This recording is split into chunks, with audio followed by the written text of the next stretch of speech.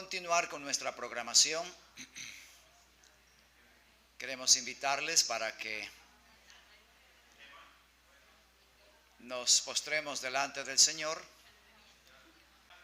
Vamos a pedir a nuestro hermano Francisco Torres que dirija la oración.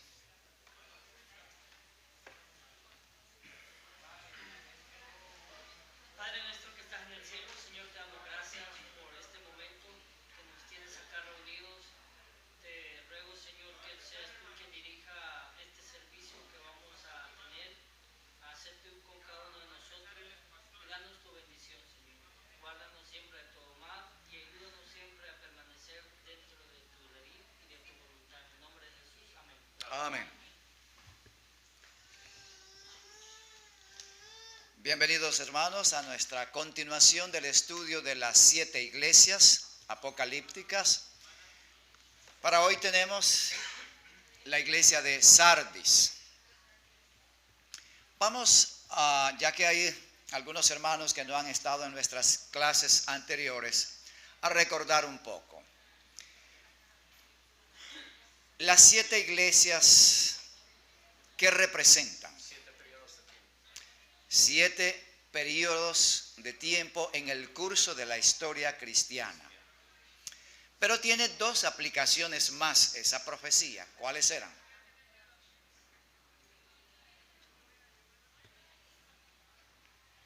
A ver, mis estudiantes. Tenía una aplicación histórica y tenía una aplicación global y una aplicación local. Es decir, son 3 aplicaciones: local, histórica y global. La histórica es la que acaba de mencionar el hermano Tomás. Cada iglesia representa un periodo en la historia del pueblo cristiano desde los días de Jesús hasta el fin. Esa es la parte histórica. Pero tiene una aplicación local. ¿A qué se refiere?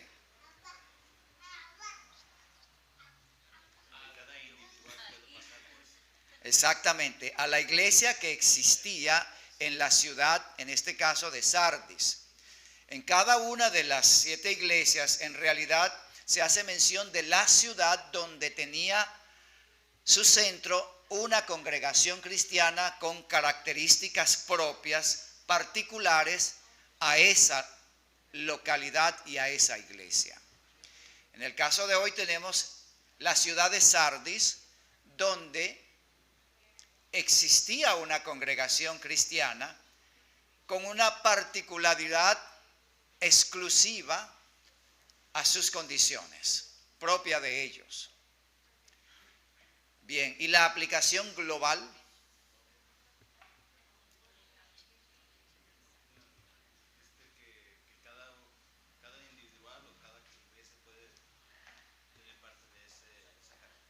Correcto. Es decir, es una aplicación para todos los tiempos y para todas las iglesias en todas las edades. En otras palabras, las características de Sardis pueden darse en nuestro tiempo en una iglesia en particular. Digamos, la iglesia de Huntington Park podría en nuestros días vivir la experiencia de Sardis o la de Riverside. ¿Estamos viviendo en qué periodo de la historia de las 7 iglesias? Muy bien. Bien, en el tiempo de la Odisea, en el periodo correspondiente a la Odisea, puede sin embargo ocurrir que en una iglesia particular en algún país del mundo se viva la experiencia de Sardis o la experiencia de Esmirna o de Pérgamo, Tiatira, etc. Esa es la aplicación universal o global. Entonces, teniendo esto en cuenta, vamos a entender mejor las circunstancias, porque ahora la reforma, nuestro movimiento, ¿es la Odisea? ¿Cómo? pertenecemos al período de la Odisea, pero no somos la Odisea. He oído a algunos adventistas decir, no hay octava iglesia, la Odisea es la séptima iglesia. Por lo tanto, la reforma no tiene lugar porque la iglesia de la Odisea es la iglesia adventista. Un error garrafal, un error que ignora el verdadero significado de las iglesias. Entonces dijimos, el significado histórico es un periodo en la historia del cristianismo. El significado local es lo que vivía la iglesia localmente cuando recibe la carta de parte de Juan. Y el significado global es que la historia se puede repetir en cualquier congregación particular en cualquier época de tiempo. Hermano Tomás. Esto significa entonces que la iglesia adventista junto con la iglesia de la Reforma estamos viviendo en el periodo de la iglesia de la Odisea. Exactamente. Pero las características de la iglesia de la Odisea pueden darse en un lugar local, en nuestra época, en cualquier parte del mundo. Exactamente. En nuestra organización, porque todos pertenecemos al periodo de la Odisea.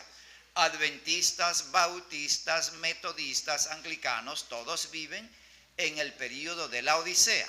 Vivimos en la Odisea. Sin embargo, el mensaje particular, cuando lleguemos a ese punto, lo vamos a analizar en detalle. Hoy tenemos la iglesia de Sardis. Estas son las ruinas que quedan de lo que fuera una vez la ciudad de Sardis. Es lo que resta. Una ciudad populosa en un tiempo, una congregación numerosa, cristianos. Es lo que va quedando, solo ruinas. Y quizás este era el gimnasio de la ciudad, donde se practicaban deportes y otras actividades de competencia. Bien.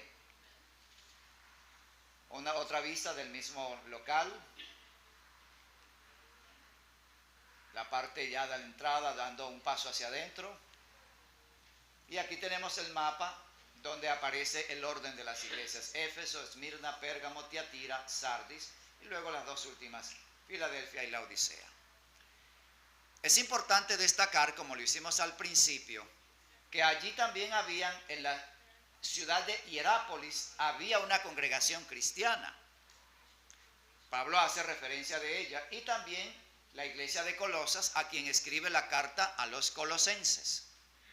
Sin embargo, estas iglesias, Colosas y también Hierápolis, no están incluidas en estas 7 iglesias apocalípticas, porque ellas no tenían el carácter particular que tenían estas otras y que van a tener un significado profético. Es por eso que no se toman en consideración. Bien. Hermano Tomás. Una ciudad importante a poca distancia al sur de Tiatira, Sardis, gozaba como Tiatira de una ubicación comercial favorable.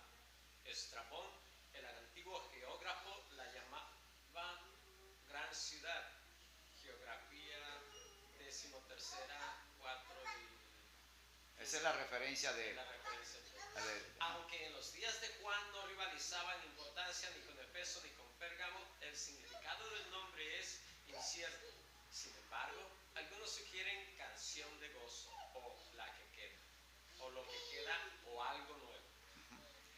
Por eso, al principio coloqué remanente, porque lo que queda es un remanente, un resto.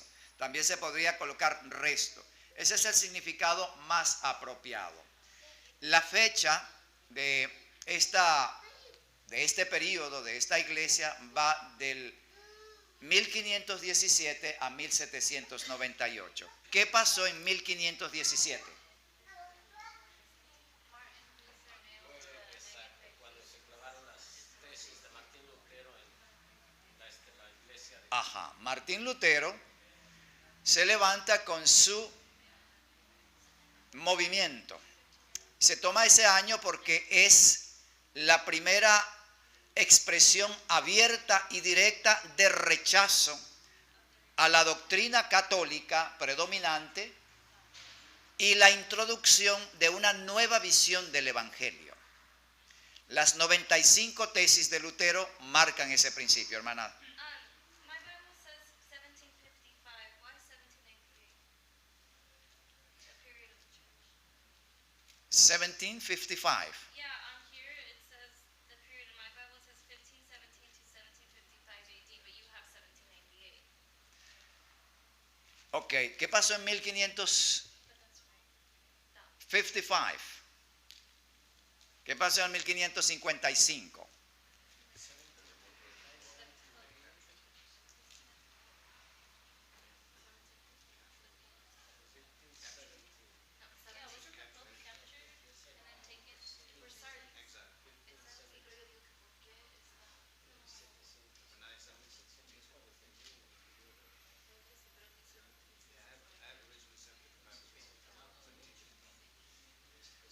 Ok,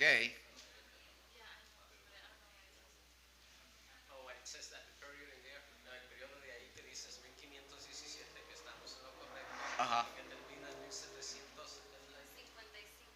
Ok, le da solamente 1517 a 1700, a 1555. 1755. ¿Y por qué 755? No sé, por eso estoy preguntando ya. Porque si dijeran 1798, ok, tendría sentido, pero 55. No recuerdo ningún evento significativo para el curso de la historia del pueblo de Dios que haya tenido lugar en 1755. 1776, los Estados Unidos declara su independencia de Inglaterra. Se convierte en un país de apertura de libertad para los perseguidos religiosos, pero no es esa la fecha. Ok. ¿Qué es lo que ocurre? El remanente comienza a partir de 1517, como hemos dicho, con la introducción de los principios de la reforma de Lutero. Una nueva visión del Evangelio, un nuevo enfoque de la salvación. ¿Por qué? La Iglesia Católica estaba vendiendo el perdón, literalmente lo vendían, las llamadas indulgencias. Así que usted podía comprar su perdón. Alguien una vez contó que llegó un hombre y le pregunta a un sacerdote: padre, ¿cuánto cuesta una indulgencia por darle un buen puñetazo a un sacerdote? Ay, hijo, eso es bastante fuerte porque es un delito grave, pero vale tanto. Bueno, padre, véndame esa indulgencia, que le pagó y le manda tremendo puñetazo al mismo sacerdote. Pero ya no podía hacer nada, le había pagado por adelantado, ya tenía su indulgencia, estaba perdonado porque había pagado. Así que tuvo que quedarse el sacerdote con su buen golpe. Mi récord lo tengo hasta 1798. Ok, ahora, ¿qué es lo que ocurre? Volviendo a la cuestión de las fechas, a partir de 1517, disculpen, va a haber un enfoque distinto del Evangelio. Lutero, Calvino y los otros reformadores van a proyectar al mundo una visión, una percepción distinta, diferente de lo que es la salvación. La Biblia va a llegar al pueblo. Ese es el periodo de Sardis. Pero, ¿por qué tomo 1798? Porque aquí viene un evento, tiene lugar un evento de gran importancia en la historia cristiana. Exactamente, es la herida de muerte infligida a la bestia, a una de sus cabezas. Ese es un evento de gran significado. De hecho, no recuerdo todavía ningún evento de 1755. deberían mencionar allí por qué. El problema es el siguiente. Si se lleva lo que dice Urias Smith coloca la iglesia anterior, Tiatira, hasta 1798 y deja a Filadelfia, perdón, a Sardis y a Filadelfia en un periodo muy corto. No encaja, realmente no encaja el orden histórico. Yo voy a seguir el orden que tengo. Primero, porque las iglesias son periodos históricos enmarcados dentro de eventos con un gran significado en la historia del pueblo de Dios. Terremoto en Lisboa, 1755 es lo único que marca. Ok, el terremoto de Lisboa. ¿Cambió eso la historia en alguna manera de la iglesia? No. Es un suceso importante.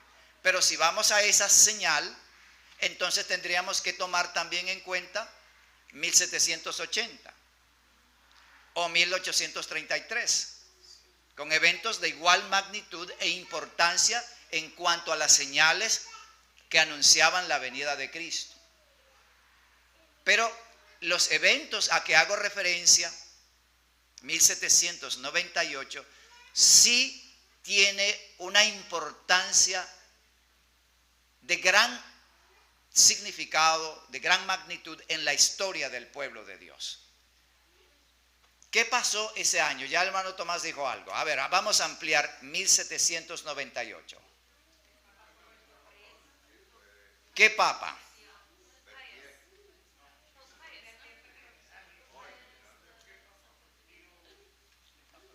¿Cómo? Pío VI. El Papa Pío VI. Napoleón Bonaparte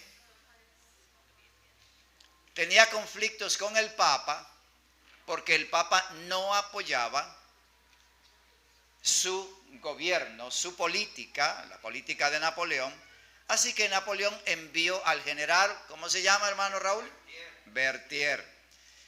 El Papa estaba celebrando su cumpleaños en la Capilla Sixtina y de repente llega un cuerpo de soldados armados y dice: usted está preso, va detenido, y ya se lo llevaron. Y se lo llevaron de Roma a Francia. Y en Francia lo desterraron en una isla y allí murió el año siguiente.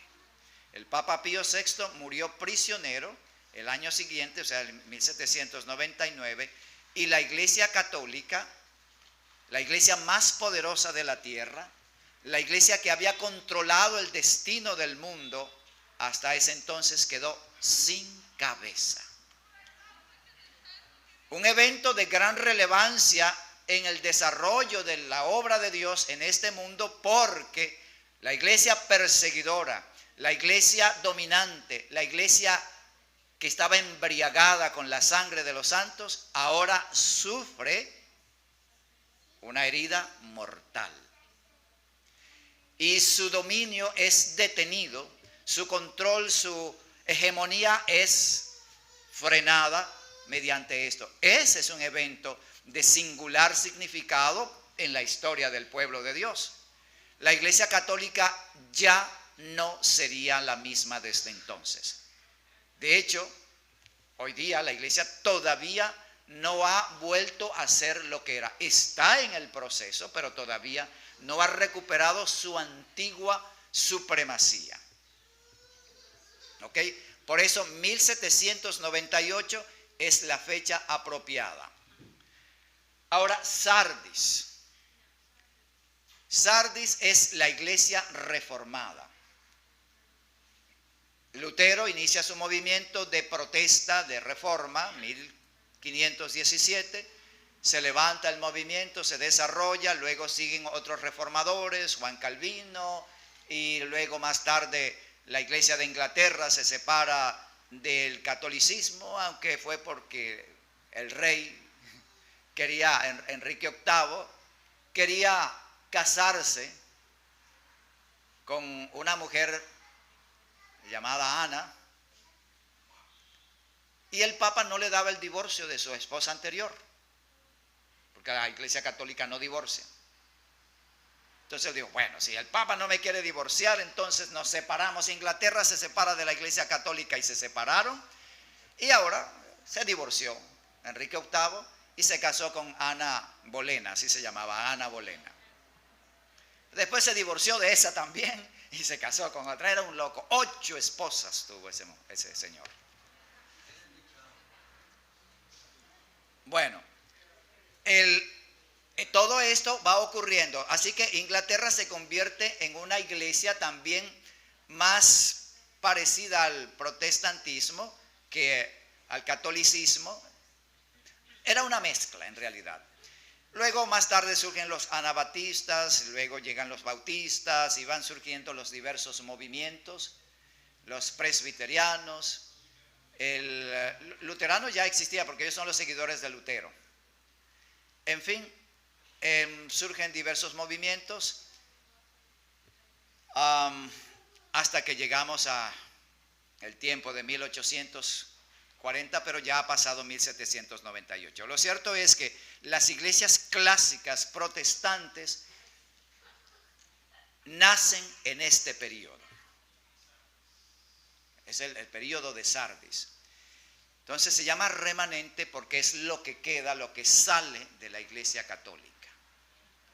Debo aclarar que Martín Lutero no tenía intenciones de fundar un nuevo movimiento.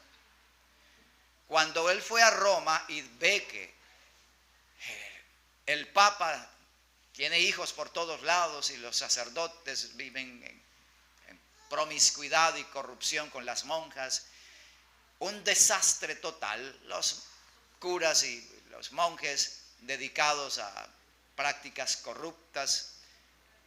Él dijo, si existe un infierno, está debajo de Roma. Eso dijo Lutero. Profundamente decepcionado. Bueno, todos conocen también la historia de cómo él estaba subiendo de rodillas la famosa escalera de Pedro, y estando allí entonces recordó como un rayo, un relámpago en su mente, el justo por la fe vivirá.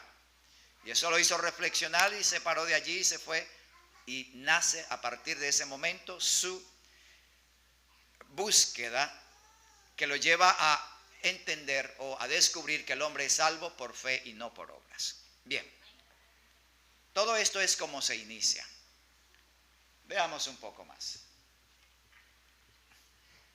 Escribe al ángel de la iglesia en Sardis, el que tiene los 7 espíritus de Dios y las 7 estrellas, dice esto: yo conozco tus obras, que tienes nombre de que vives y estás muerto. El Señor presenta una seria queja con relación a la iglesia de Sardis.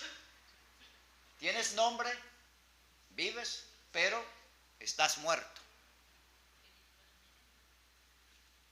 Las iglesias que se separaron de Roma, las protestantes, los movimientos de los que ya hemos hecho mención, crearon un conjunto de credos y establecieron doctrinas fijas que limitaban el desarrollo espiritual de las personas.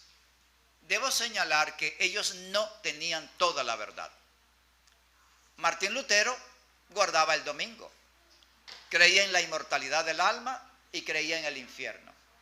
Doctrinas que no son bíblicas. Pero no dieron oportunidad a una mayor investigación porque crearon dogmas fijos, cerrados, que limitaban a las personas. Si te sales de este esquema, estás fuera, estás mal, ya no estás en la iglesia.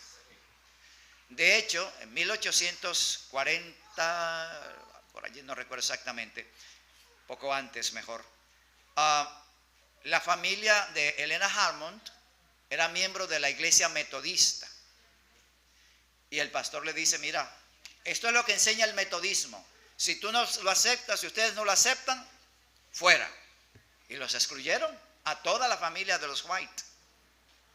No de los White, de los Harmon. Porque tenían un dogma fijo y no permitía ninguna opción. Bien, por eso se aplica eso. Tienes nombre, que vives y estás muerto. Jesús les dijo, sígueme, deja que los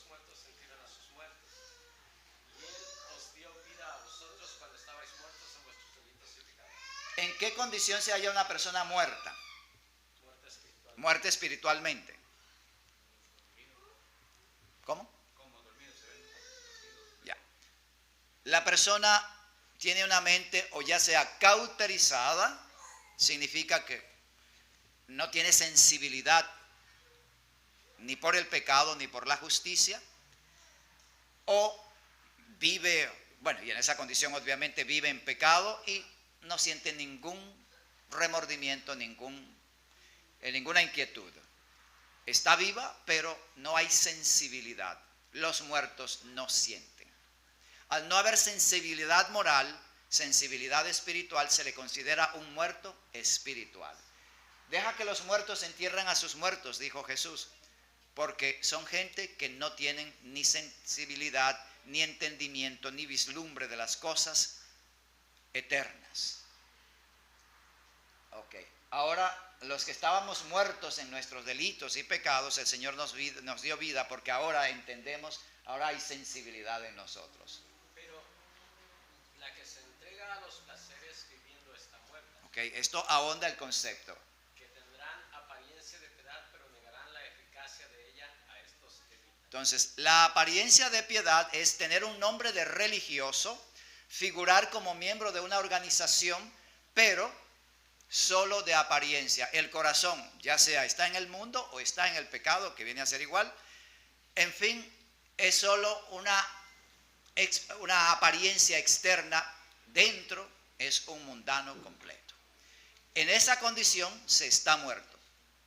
No hay vida espiritual. Cuando tengo solo una apariencia, ya en la reforma me presento aquí, bueno, sí, los sábados, bien, todo. Pero cuando salgo de la iglesia tengo otra vida. Eso es apariencia de piedad. Y por supuesto, se califica esa condición como muerto espiritualmente. Esa era la condición de la iglesia. Una iglesia que profesaba servir a Dios. Pero en la experiencia práctica no tenían sino solo un nombre. Sé vigilante y afirma las otras cosas que están para morir, porque no he hallado tus obras perfectas delante de Dios. La persona puede estar en una iglesia, puede incluso hacer obras buenas, obras de caridad, pero al no ser una experiencia de corazón genuina con Cristo, no es perfecta delante de Dios.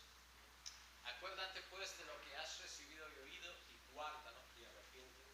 Pues si no, verás vendré sobre ti como ladrón y no sabrás a qué hora vendré sobre. Ok, ahora el Señor hace una advertencia.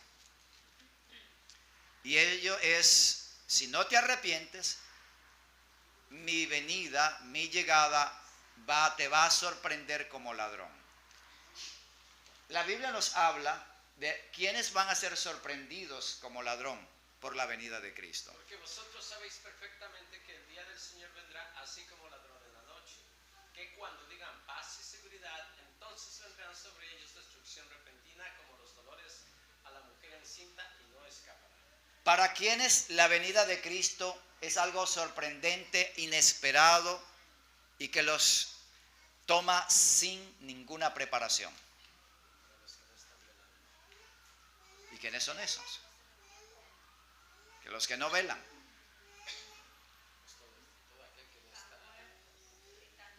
Están dormidos, están muertos en delitos y pecados. Tienen nombre de cristianos. Sus nombres están registrados en libros de iglesias. Y asisten regularmente a la iglesia.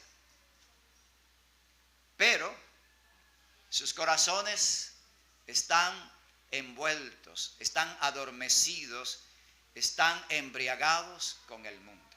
Por ello, están como muertos. No hay sensibilidad. Ahora, los cristianos ardientes, los cristianos que velan, son aquellos que están conscientes de la situación porque viven orando, ayunando y buscando la gracia, el sostén de parte de Dios. Ahora, pensemos un poco. ¿Tendremos algo de Sardis nosotros? Hay peligro de eso, hermanos. Cuidado, porque dijimos de las 3 aplicaciones, acuérdense, no era solo la iglesia de Sardis la que enfrentaba esa situación. Ellos estaban viviendo en efecto ese caso. Esa era su experiencia. Pero en este tiempo puede que alguna congregación experimente la misma situación de Sardis. Por ello hay que analizar con cuidado, porque si no el Señor vendrá como ladrón de noche y nos encontrará sin preparación. Esto es importante entenderlo porque hay quien dice que Jesús viene para dar el rapto, aplicar el rapto secreto. El rapto secreto no tiene ningún fundamento bíblico y es algo que no encaja con esto, porque el rapto secreto implica que se lleva secretamente a los que están listos, pero aquí nos dice que es algo sorpresivo, el ladrón de noche, para los que no están preparados. Los que están preparados no los sorprende la venida de Cristo como ladrón de noche. Pero tienes unas pocas personas en Sardis que no han manchado sus vestiduras y andarán conmigo en vestiduras blancas porque son dignas. Ya. Estas personas tienen vestiduras blancas. Yo le dije, Señor, tú lo sabes. Y él me dijo, estos son los que han salido de la gran tribulación y han lavado sus ropas y las han emblanquecido en la sangre del Cordero. Ya. Hay unas pocas personas en Sardis. De manera que el estado de muerte de la que se queja el Señor no había abarcado a todo el pueblo. Había un grupo, un remanente del remanente que estaba despierto, estaba vivo y que, dice el Señor, andarán conmigo en vestiduras blancas. Bienaventurados fueron esas gentes. Ahora el Señor le dice, estos son los que han salido de gran tribulación y han lavado sus ropas y las han emblanquecido en la sangre del Cordero. Las ropas blancas, ¿qué representa, hermanos? Pureza, la justicia de Cristo, que es pura, es santidad. Muy bien. Ahora, ¿cómo entendemos que han sido emblanquecidas en la sangre del Cordero?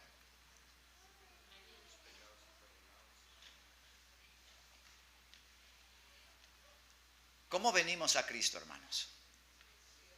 ¿Venimos limpios, emblanquecidos y puros? Venimos tal cual somos. Y es en Cristo donde encontramos el perdón que borra, lava, limpia todas nuestras manchas, suciedades, inmundicias. Es la obra de Cristo. Bienaventurados los que han ido a Jesús, aquellos que han venido a los pies de Cristo y allí han vaciado sus vidas a los pies de Cristo, han recibido el perdón porque allí son lavados sus pecados, son limpiadas sus manchas, son purificados sus vestidos. Jesús nos viste de ropas de gala.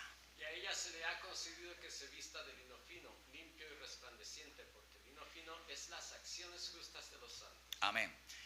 Jesús nos regala su justicia cuando creemos en Él. Jesús anota a nuestra cuenta su propia justicia perfecta y nos hace aparecer ante el universo como si nunca hubiésemos pecado, como regalo de Cristo, un obsequio de nuestro Salvador. Cuando nos postramos a los pies de Cristo, cuando nos vaciamos de nuestras cargas de suciedad y pecado, inmundicia y corrupción, Cristo dice, yo te perdono. En ese momento somos justificados, porque el perdón y la justificación son una y la misma cosa. Allí somos emblanquecidos. Pero no solo eso, hermanos. A esto lo llamamos justicia imputada, porque Jesús ahora toma su vida perfecta y nos la regala, la anota a nuestra cuenta. Se simboliza o se representa con un manto de blanco, como dice aquí, lino fino, y nos viste con ello. Significa que bajo nuestro nombre se escribe la vida de Cristo perfecto.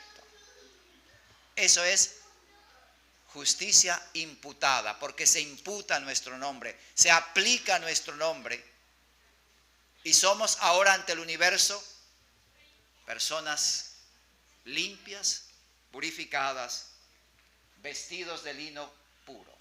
El que venciere será vestido de vestiduras blancas, y no borraré su nombre del libro de la vida, y confesaré su nombre delante de mi Padre y delante de sus ángeles. La promesa que hace Jesús a esta iglesia es que aquellos que hayan vencido, ¿qué tiene que vencer el cristiano? El yo. Exactamente. Hermanos, nuestra lucha no es contra el pecado, ni siquiera contra Satanás. Satanás es un enemigo, pero el frente de batalla donde debemos librar nuestra guerra es contra el yo, contra nosotros mismos. Es increíble, pero esa es la realidad. Es allí donde debemos enfocar nuestros esfuerzos, nuestras energías y nuestra atención. El que haya vencido en la guerra contra el yo, no borraré su nombre del libro de la vida, dice Jesús. Primero, será vestido de vestiduras blancas. Su nombre permanecerá en el libro de la vida y será confesado delante del Padre por parte de Cristo. Bienaventurados los que lavan sus ropas para tener derecho al árbol de la vida y para entrar por las puertas de la ciudad. Amén. Bienaventurados, felices. De hecho, hay dos formas de traducir ese texto. Porque aquí dice bienaventurados los que lavan sus ropas, pero en la versión de 1909 dice, y en inglés también dice, bienaventurados los que guardan sus mandamientos. Para que su potencia sea en el árbol de la vida. Y que entren por las puertas de la ciudad. Ahora, ambas traducciones son correctas. Porque lavar nuestras ropas significa haber muerto a nosotros mismos. Y cuando hemos muerto a nosotros mismos, entonces Cristo toma posesión de nosotros. Y a través de Cristo guardamos su ley. Es inevitable. Abrazamos a Cristo. Cristo forma parte de nosotros. Y el resultado de esa experiencia es una vida de integridad y fidelidad impecable en cuanto a la ley de Dios. Es el camino. Ahora, bienaventurados los que guardan sus mandamientos. La observancia de los mandamientos es el resultado de haber lavado nuestras ropas. Así que están intrínsecamente ligadas la una a la otra. Son correctas. Una corona nos está guardada, nos va a ser colocada y entonces tendremos derecho, nótese bien, derecho al árbol de la vida. El árbol de la vida es un regalo de Dios, no para ser inmortales, porque la inmortalidad se nos va a conceder como regalo de Cristo al momento de la resurrección o de la transformación. Pero será un privilegio comer de esos frutos que son mensuales, no anuales. Porque el árbol de la vida lleva fruto cada mes. Bien, esto es lo que se nos presenta en la Biblia acerca de la iglesia de Sardis. Repasemos un poquito. ¿En qué año comienza? ¿Y en qué año termina? Ajá. Estoy convencido que es 1798, hermano, porque el terremoto de Lisboa fue un evento. Fue un evento que ha sido tomado como señal de la venida de Cristo, pero no un evento que marcase un cambio en la historia. 1798 marca un cambio significativo, altamente significativo en la historia del pueblo de Dios. No así 1755. Comienza 1517 y termina 1798. ¿Qué significa Sardis? Remanente, remnant. Ya. Bien, quiero escuchar sus preguntas ahora sobre Sardis.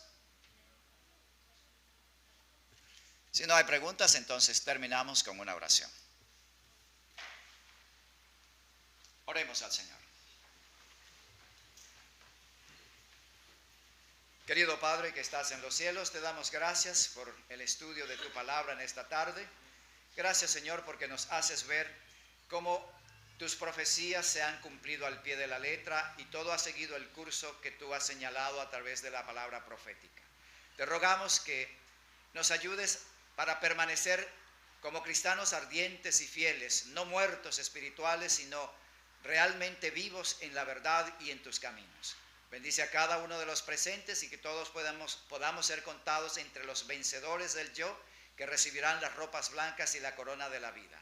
Todo esto lo rogamos en el nombre santo de Cristo Jesús. Amén.